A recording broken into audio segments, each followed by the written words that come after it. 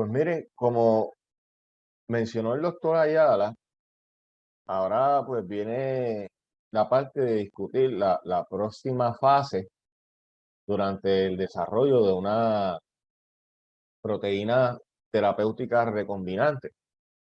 Ya explicamos cómo podemos transformar una célula bacteriana para que se convierta en un fabricante de esa proteína que nos interesa. Entonces, ahora viene el otro reto, que es una vez esa célula produce esa proteína recombinante, cómo nosotros la recuperamos, solamente recuperarla, pero de una forma purificada, de manera tal que se pueda utilizar como un agente terapéutico. Entonces, el reto es que hay que cosechar esa proteína recombinante, hay que de alguna manera recuperarla, rompiendo la bacteria que la produjo. Y eso va a crear entonces un problema, porque entonces ahora vamos a tener los restos de esas células que rompimos, más todas las proteínas que siempre esa bacteria produce, mezcladas con la proteína que nos interesa. Y entonces para poder ver este modelo o este procedimiento de purificación, pues esta parte se hace con la molécula rojo fluorescente, ¿verdad? Con la proteína rojo fluorescente. Recuerden que esta proteína E. coli no la fabrica. Originalmente esta proteína viene de una anémona del género Discosoma. Un pedazo del DNA de este organismo fue el que se incorporó en el vector de expresión, y ese pedazo de DNA tiene las instrucciones para producir la proteína rojo fluorescente. O sea que nosotros montamos este segmento de DNA que codifica para la proteína rojo fluorescente que viene de la anémona, lo atrapamos en un vector de expresión con la técnica que acabamos de explicar de transformación. Se introduce en E. coli el vector y él comienza a trabajar produciendo la proteína rojo fluorescente. Esta es la estructura tridimensional de esa proteína una vez se construye con la bacteria, y se acumula esa proteína dentro de la bacteria genéticamente modificada en conjunto con las otras proteínas que la bacteria tiene que producir para poder existir y poder funcionar. Entonces ahora el reto es cómo sacamos de allá adentro esa proteína rojo fluorescente, cómo la separamos de la célula y cómo la separamos de las demás proteínas que E. coli siempre produce. ¿Cómo lo hace? Pues miren, aquí hay lo que hay un resumen del procedimiento. ¿Ok? Hay unos pasos que ya se hacen de antemano antes de usted comenzar a trabajar con esto en términos prácticos.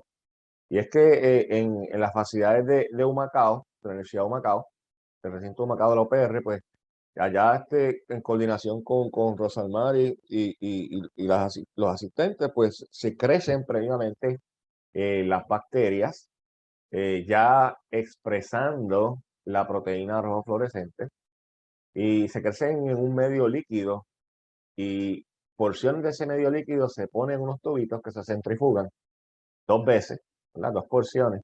Y usted va a obtener un tubo de microcentrífuga que ya contiene ahí una masa de células, que es lo que nosotros llamamos el pellet, ¿verdad? Una masa de células que se, que se consigue, ¿verdad? Centrifugando un cultivo líquido de la bacteria bajo las condiciones que facilitan la expresión de la proteína rojo fluorescente.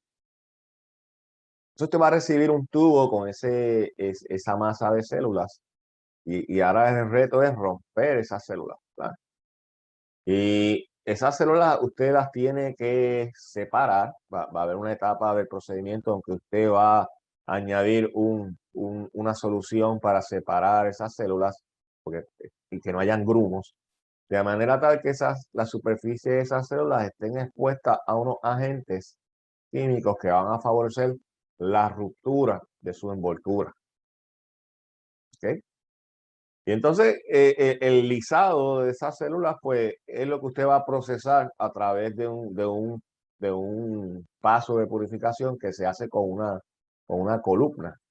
Es decir, un tubo que está eh, relleno con un material que actúa como un filtro en el que se retiene temporalmente la proteína que nos interesa, se hacen unos enjuagues, en los enjuagues se descartan las proteínas que no queremos y después con otro enjuague, bajo unas condiciones especiales, pues vamos a despegar la proteína que nos interesa y separarla del resto de las otras proteínas que coli pudo haber producido. Y entonces hay que hacer unos pasos de lisis, ¿verdad? De romper las células. Y también hay que hacer unos pasos 5 y 6, donde uno va a equilibrar la columna del filtro, y equilibrar el sobrenadante. El sobrenadante es algo que nos va a quedar, una fase líquida que nos va a quedar luego de haber roto las células. Y cuando yo hablo de equilibrar, es que vamos a añadir una sustancia que va a crear el mismo ambiente químico, tanto en el filtro que vamos a usar como para purificar, ¿verdad?, la columna, como en la muestra antes de hacerla pasar por el filtro. O sea que vamos a tener unas condiciones iguales en términos de concentraciones altas de sal en ambos lados. Entonces se va a aplicar ese sobrenadante, que es prácticamente la lisis de la bacteria, el producto de esa lisis luego de haber sido centrifugado, se va a hacer circular por la columna para ahí anclar temporalmente la proteína que nos interesa purificar, añadir unos líquidos que van a lavar esa columna y se va a remover las proteínas no deseadas. Y luego, finalmente, pues, bajo unas condiciones especiales, vamos a fluir, ¿verdad? Y sacar la proteína rojo fluorescente ya separada de las demás. La vamos a recolectar. Entonces, lo que van a ver que esas condiciones que permiten esta purificación son condiciones de concentraciones de sal. ¿Ok? Tengan eso en mente por ahora, y lo que yo voy a explicarles es cómo vamos a conectar ese asunto de concentraciones de sal con el proceso de purificación de esa proteína rojo fluorescente. Pero en un momento llegaremos a esos detalles. Entonces, por ahora, quiero hacer referencia a este diagrama que va a resumir los pasos que vamos a estar haciendo. Pues de antemano, como les mencioné, estas células genéticamente modificadas se crecen en medio con ampicilina y arabinosa. Se da oportunidad que en ese medio líquido la bacteria crezca y se induzca la producción de la proteína rojo fluorescente dentro de ella. Entonces, estas bacterias van a saturar ese medio fresco y uno se va a enterar del crecimiento de las bacterias y de la producción de estas proteínas rojo fluorescentes, porque el medio cambia en color. ¿Ok? Y usted va a recibir, cuando vaya a hacer esto de manera práctica, de manera presencial, va a recibir una porción de este líquido que contiene las células. Una porción de este líquido se pone en estos tubitos pequeños. Esto no está a escala. Esto es un tubo de microcentrífuga, quizás de pulgada y media de largo, bien pequeño, como del grosor de un dedo meñique. Y aquí lo que se hace es que se ponen 2 porciones de este líquido que contiene la bacteria ya expresando la proteína rojo fluorescente, y se centrifuga. La idea es que ese líquido, para centrifugar, las células se van al fondo y usted descarta la parte líquida y se queda con la masa de células. Y con eso es que usted va a comenzar a trabajar cuando se esté haciendo este experimento. Con una masa de células, usted tiene que romper. ¿Ok? Entonces, ¿qué se va a hacer? Pues para romper esta célula hay que usar un reactivo que se conoce como la solución de lisis. la solución de Lysis tiene unos componentes que va a favorecer que se rompa la envoltura celular y se libere todo lo que hay adentro de las células que están allí. Ahí va a haber una mezcla de diferentes proteínas, ácidos nucleicos, componentes de la pared celular y otros desechos de la célula. O sea, ahora lo que usted tiene es en este paso, antes de hacer la purificación, lo que hay en este paso es un restos de células, células destruidas y todo lo que hay dentro de ellas ahora liberado en un ambiente acuoso. Entonces ahora viene la parte de deshacernos de los sólidos, ¿verdad? Y enfocarnos en la parte líquida para purificar esa parte líquida con la columna. La columna es este equipo que tenemos aquí, que es un tubo que está rellenado con un material que sirve como un filtro que retiene temporalmente la proteína rojo fluorescente, mientras se pueden hacer unos enjuagues que remueven los componentes no deseables, y al final se hace un enjuague en el que se despega la proteína que queremos. Entonces, ¿cómo nos deshacemos primero, cómo separamos los componentes sólidos, los restos de esa célula de la fase líquida? Pues lo hacemos con la técnica de centrifugación. Con la técnica de centrifugación se le aplica fuerza a la muestra, todo lo que es pesado se va al fondo, ahí van las células rotas, entonces va a haber una parte líquida, que eso es lo que vamos a recuperar y lo vamos a ir limpiando eh, a través de varios pasos con la columna. Entonces esto es un resumen de lo que vamos a estar haciendo. Ahora vamos a ver con un poquito más de detalle, ¿verdad? Del proceso de ruptura. Como les mencioné previamente, en las facilidades de recinto universitario de Humacao, pues se crece la bacteria y usted recibe unos tubos con unas masas de células que las va a procesar con una solución de lisis, de ruptura. Y esa solución de lisis pues contiene dos componentes importantes que van a hacer que la envoltura de la célula se rompa. Las bacterias pues tienen una pared que le da fortaleza a la membrana para que la célula no reviente. La pared está hecha de polisacáridos y hay una enzima que le llaman la lisosima que rompe esa pared, ese refuerzo que tiene la envoltura celular. Entonces, dejando debilitada que la membrana en esos lugares donde la lisosima está rompiendo, degradando la pared. Eso crea como que puntos débiles.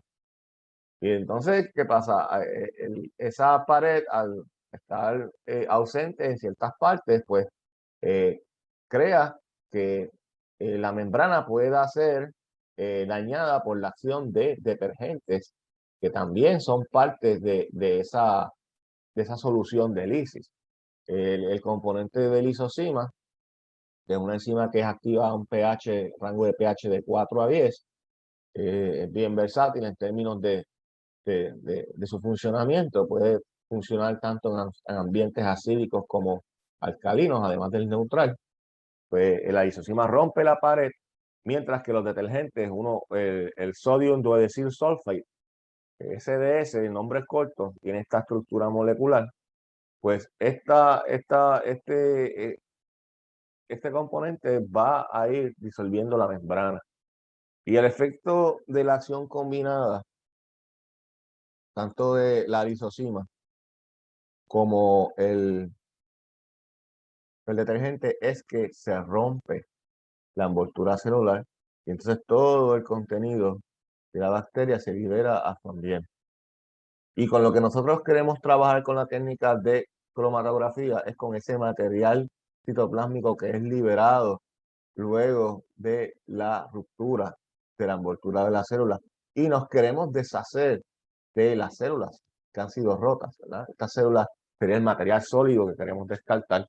Y entonces aquí en esta nube que vemos que como que salió de una manera explosiva en esta foto, pues ahí está todo lo que había dentro de la célula. Ahí está, ahí va a haber material genético, ahí va a haber RNA, ahí van a haber ribosomas, ahí van a haber lípidos, van a haber polisacáridos, van a haber todas las proteínas que la bacteria produce, más la proteína roja fluorescente debe estar en esta mezcla que ahora se fue a la fase líquida. Entonces, para separar las células muertas del líquido, pues el tubito, que se le añadió la solución de lisis, tiene que ser centrifugado. ¿Ok? Entonces, eso es lo que se quiere ilustrar. No se va a usar este equipo que vemos aquí, esto es una centrífuga grande, vamos a usar una centrífuga más pequeña que es para este tipo de tubo. Pero el principio es el mismo. La centrifugación es un proceso que te permite separar todo lo que esté disuelto en líquido de los restos de las células que se rompieron. Recuerden que la célula se le dio un tratamiento para debilitar su envoltura que dio lugar a que se rompieran y ahora se liberó todo lo que había dentro de ellas y nos quedamos con células rotas. Y eso está ahora en una solución. Eso es lo que es el lisado. Eso no lo vemos. ¿Qué sucede? Ahora que quisiéramos que lo que estaba dentro de la célula, que ahora tiene que estar en la parte líquida disuelto, separarlo de las células muertas. Entonces, con este instrumento, que es una centrífuga, se colocan los tubos en una parte que le llaman el rotor. Los tubos tienen que ponerse de manera balanceada. Si pones un tubo aquí, hay que poner otro igual, con la misma cantidad de líquido que haga contrapeso. Esto empieza a dar vueltas como si fuese una lavadora cuando está exprimiendo. Este rotor da vueltas y crea una fuerza centrífuga. Entonces, con la rotación, antes de la rotación, todo va a estar, lo que es liviano, va a estar en solución. Entonces, y lo que es pesado también, porque no hemos aplicado algún tipo de fuerza para sedimentarlo. Cuando se hace la rotación, todo lo que es más pesado se va a ir al fondo del tubo y todo lo que está disuelto en agua va a quedar en un líquido, que es lo que llamamos el sobrenadante. En el caso de lo que vamos a estar haciendo, vamos a ver una masa de células rojas, que son las células muertas en el fondo, y el sobrenadante va a ser rojo también. Nos queremos llevar el líquido. Entonces, la idea es que según procede el proceso de centrifugación, los componentes más pesados se van depositando en el fondo y los más livianos y que son solubles en agua, pues van a quedar en la fase líquida. Entonces, nos queremos llevar el sobrenadante y dejar atrás la masa de células rotas. Y a veces hay que sacrificar un poquito de líquido para no llevarnos esa masa de células rotas. Nuevamente, ese sobrenadante va a tener una mezcla de todas las sustancias que estaban dentro de la célula, eh, todo tipo de macromoléculas, incluyendo las proteínas. Entonces, ese sobrenadante lo vamos a transferir a un tubo nuevo y dejamos atrás, siempre que no sea posible, la mayoría del material sólido. Nos enfocamos en transferir solamente la fase líquida. Es importante eso, el llevarnos exclusivamente la fase líquida y dejar atrás la fase sólida, porque si no se atapona la columna y se puede echar a perder el próximo procedimiento, que es el de purificación. Entonces, antes de hablar del proceso de purificación, quiero hablar unos detallitos sobre la proteína con la que estamos trabajando. Nosotros vamos a trabajar con un proceso de purificación de columna. Y el proceso de purificación de columna eh,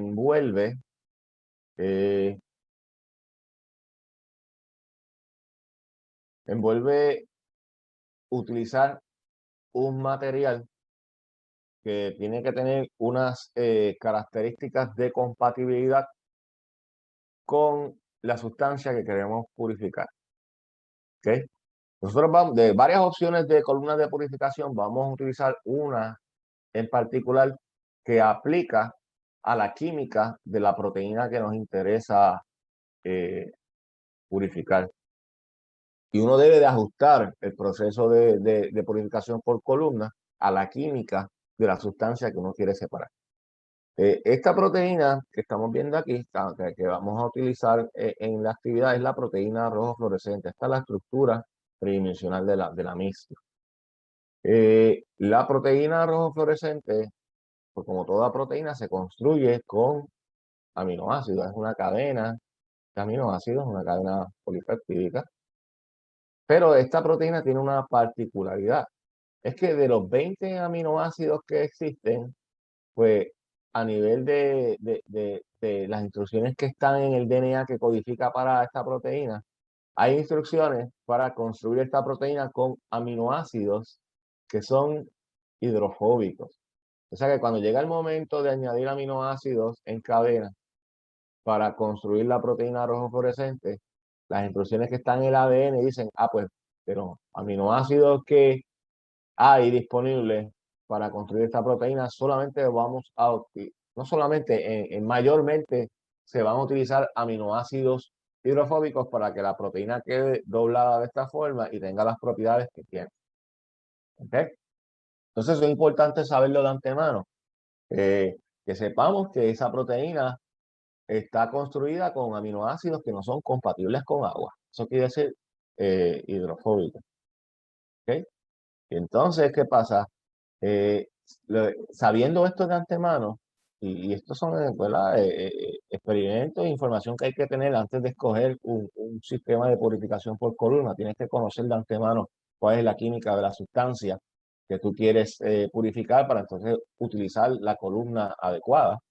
Ya teniendo esta información de antemano, que esta proteína está construida con aminoácidos que son incompatibles con agua, pues lo ideal sería explotar esa propiedad para purificarla. ¿Qué tal si utilizamos entonces una columna que esté empacada con un material que también sea incompatible con agua?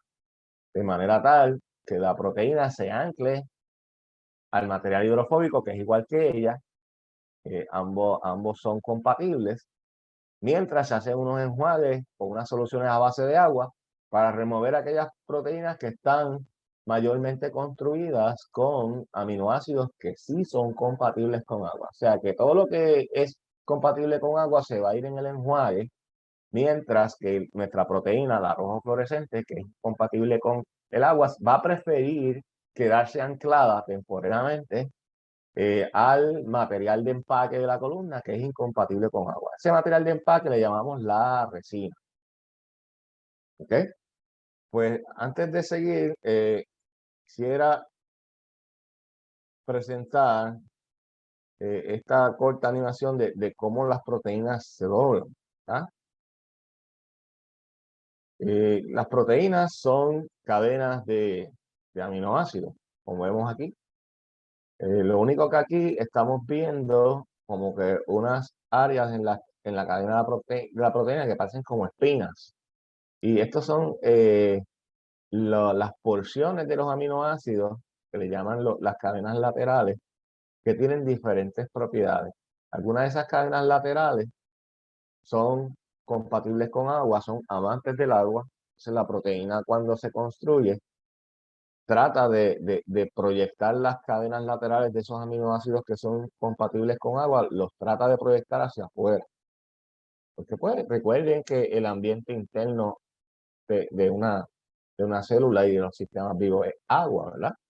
Entonces también hay aminoácidos que son hidrofóbicos, aminoácidos que esas cadenas laterales no les gusta estar en presencia de agua, y esos aminoácidos hidrofóbicos, una vez son incorporados en la cadena, van a tener una tendencia natural de esconder su cadena lateral porque no es compatible con el agua, y eso va a ocasionar que en los lugares de la proteína donde están esos aminoácidos incompatibles con agua, esa proteína se doble hacia adentro.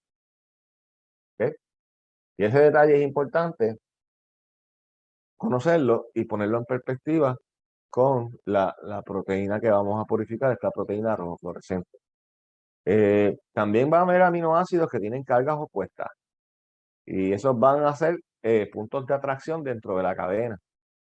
Entonces la interacción entre aminoácidos de cargas opuestas, la interacción que tienen aminoácidos incompatibles con agua, con su ambiente, la interacción que tienen aminoácidos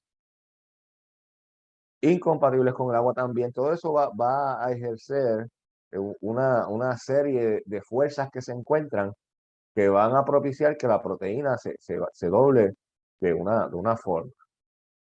Y aquí lo que estamos viendo en la animación es precisamente como que una representación de cómo se pudiera estar doblando la misma. Y noten que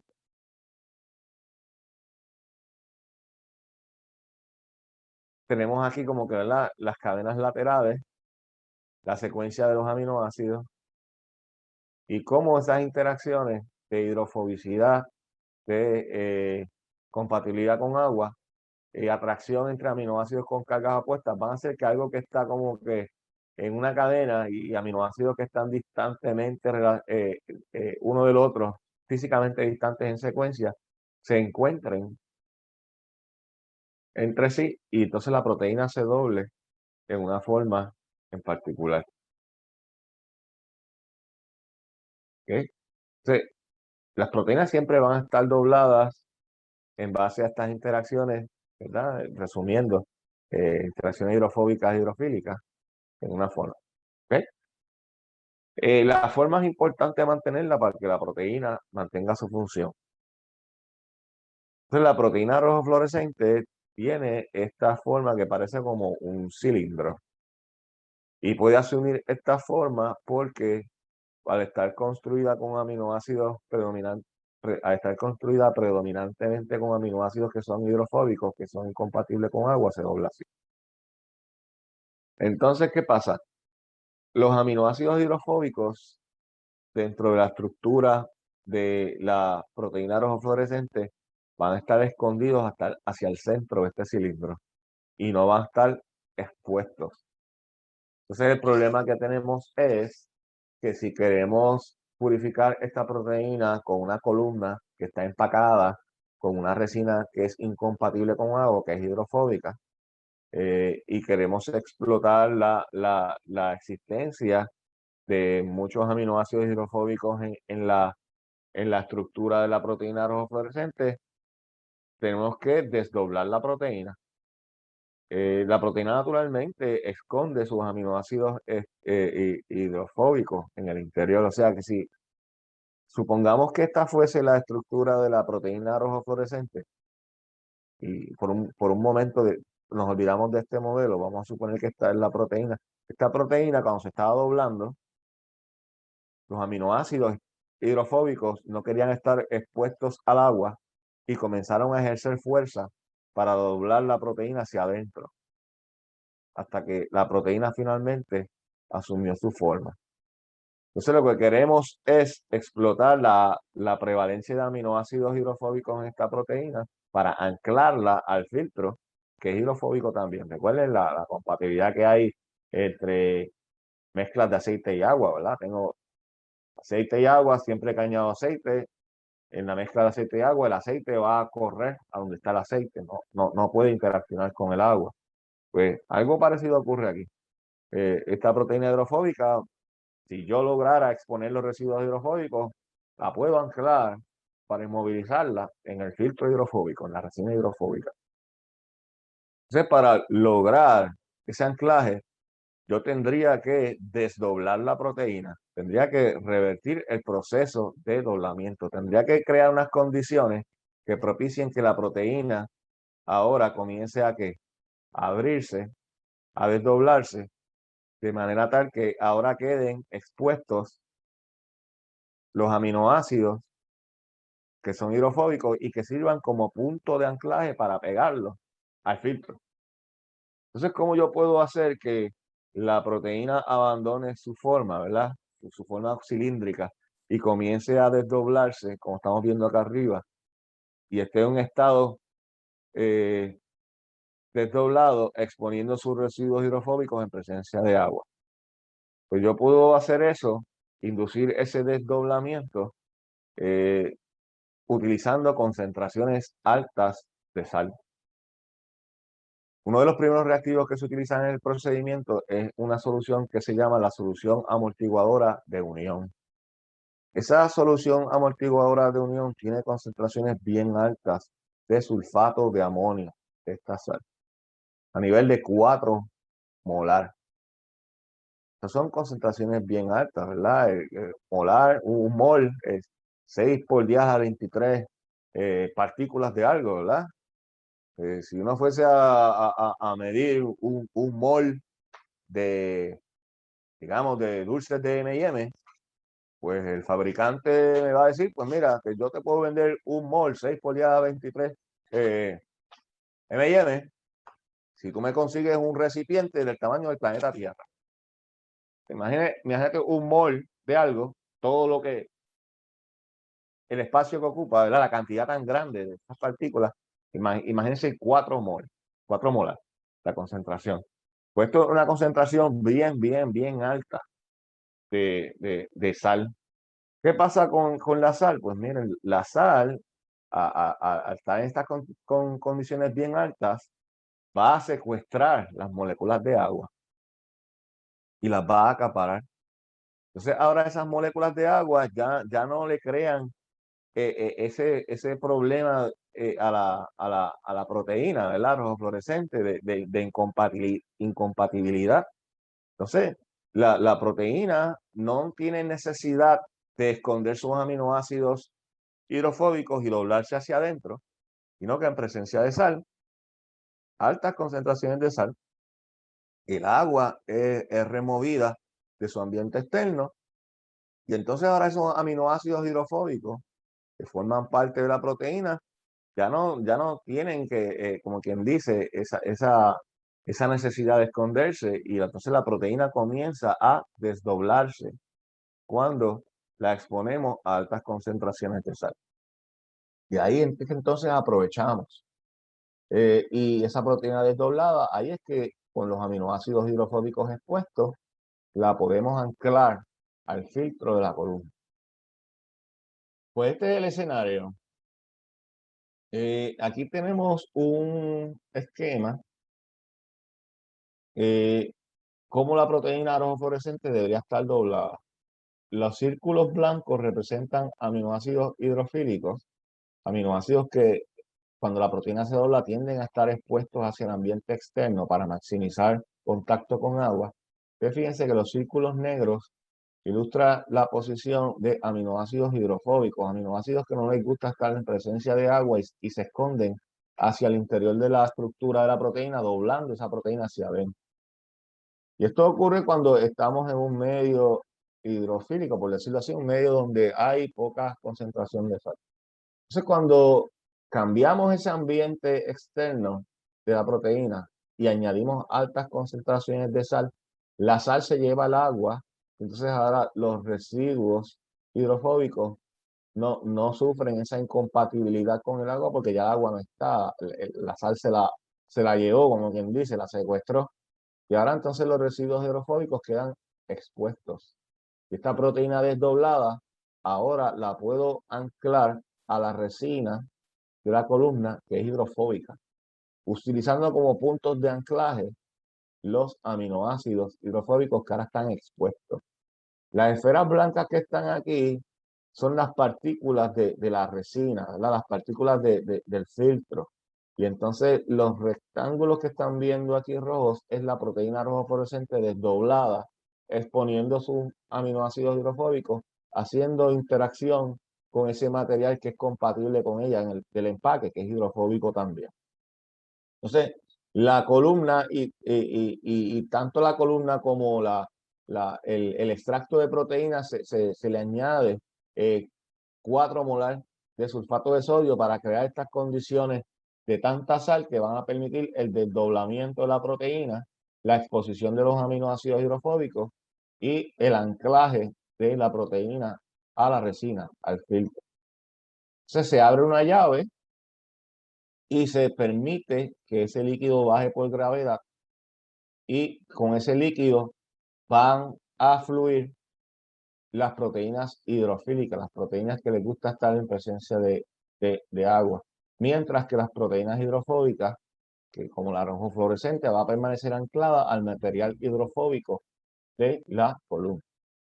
Entonces, esto es lo que llaman el binding buffer. Estamos promoviendo condiciones químicas que permiten el anclaje temporero, la retención temporera de la proteína rojo fluorescente, que es hidrofóbica, con el empaque hidrofóbico de la columna. Entonces, queremos seguir purificando sistemáticamente la proteína. Entonces, el próximo paso que sigue es un paso de lavado. En el paso de lavado, usamos como solución de lavado una solución de sulfato de amonio, pero fíjense que la concentración de sal ahora es más baja. De 4 molar bajamos a 1.3 molar. ¿Okay? Y dejamos fluir este líquido con esta concentración de sal que va a enjuagar la columna y van entonces a salir por la llave proteínas que son moderadamente hidrofóbicas. ¿Okay? Mientras que las que son bien hidrofóbicas, como la proteína rojo fluorescente, permanece aún anclada al material de la resina. Fíjense que estamos como que lavando. Entonces llega el momento que queremos fluir, ¿verdad? La proteína la queremos recuperar. ¿Okay? La queremos ya sacar de ese filtro y aislarla. Entonces ahora viene el paso de lavar con la solución de elusión. Y la solución de elusión es diferente a la solución de unión y a la solución de lavado. Fíjense que va a tener dos sustancias, una sustancia que le llaman el tris, que es una base, y el EDTA, que es un agente que atrapa metales. Y fíjense las concentraciones del rango de concentración molar. Estamos en concentraciones 1000 veces más diluidas de soluto. Estamos ahora en concentraciones milimolar. Entonces, esto crea un ambiente donde hay prácticamente poca sal, un ambiente bien parecido al que hay dentro de una célula. Y esta proteína rojo fluorescente, cuando está dentro de una célula de la anémona, pues estará en unas concentraciones de sal de la fisiológica y dentro de E. coli, pues estaba en un ambiente donde hay poca sal y estaba doblada sobre sí misma. Entonces, ahora al ponerla en un ambiente de poca sal, ¿okay? A estar en ese ambiente de poca sal, ¿qué va a pasar? La proteína de este estado que estaba desdoblada cuando estaba en concentraciones de mucha sal, ahora va a ir a revertir a su estado normal, que es doblada sobre sí misma, escondiendo sus materiales, sus aminoácidos hidrofóbicos y doblándose hacia adentro. Entonces, esto es lo que va a inducir estas concentraciones de baja sal, es este proceso según esta flecha. De un estado desdoblado, la proteína ahora quiere esconder sus aminoácidos hidrofóbicos. Ya estos aminoácidos hidrofóbicos, bajo condiciones de poca sal, no van a estar disponibles como puntos de anclaje para unir la proteína rojo fluorescente a la resina y se van a esconder. Y la proteína ahora doblada, pues se desprende de la resina y por gravedad entonces la recuperamos al hacer ese enjuague final. Y eso es lo que estamos viendo aquí, que cómo estamos aquí aplicando el lisado, la primera etapa, ¿verdad?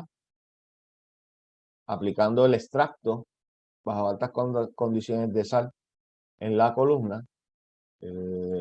Noten la muestra aquí, cómo se está llenando la columna. La idea es que se retenga la proteína rojo fluorescente mientras se hacen los enjuagues. Ya aquí estamos en la parte final, ¿verdad? Haciendo la elusión. Cuando estamos circulando la solución de sal a un nivel milimolar, la proteína despega de la resina y comienza a migrar y entonces se procede a recuperarla en estos tubos hasta que finalmente la recuperamos. Entonces, son los resultados de los diferentes grupos del taller cuando ya purificaron la proteína rojo fluorescente. Esta simulación también perdón, esta actividad tiene una simulación en la plataforma del App Exchange de un ambiente virtual. Nuevamente se pueden aquí emular todos los pasos de este procedimiento y se tienen todos los reactivos y los materiales en un ambiente virtual que como les he dicho anteriormente, se manipulan por comandos de clic y drag, siguiendo instrucciones guiadas que aparecen en la parte derecha de, de la actividad de la pantalla.